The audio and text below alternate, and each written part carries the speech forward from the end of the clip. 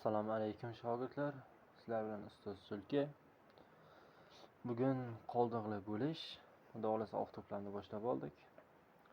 Qoldiqli bo'lish 5-misol. Qandaydir sonni 195 ga bo'lganda qoldiq 194 ga teng. Shu sonni 5 ga bo'lsak, nechta qoldiq? Shularni so'rayapti bizdan. Demak, bizga 100x sonni bo'lganimizga 195 ga teng bo'lsin, qandaydir son chiqib, z son chiqib, qoldiq bizga 194 ga teng bo'lishi kerak. Biz nima qilamiz? 194 ga x son yo'q, x sonni o'ylab topsak ham bo'ladi. Eng kichik sonni o'ylab topishimiz kerak. Qiymat qabul qiladigan eng kichik son bizga eng yaxshi ishlashga qulay bo'ladigan. Sizlarga bir chiroyli narsani o'rgataman. Mana 195 ga shunday ovoramizdan mana qo'shib qo'yamiz 194 ni.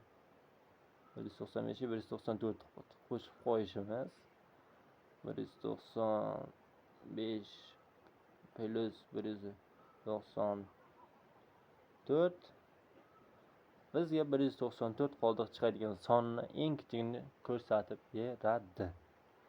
Qo'shamiz 9, 8, 9 3 ga teng bo'ladi.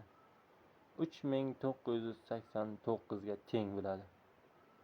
Eng x sonning eng kichik qiymati 30989 ga teng bo'ladi.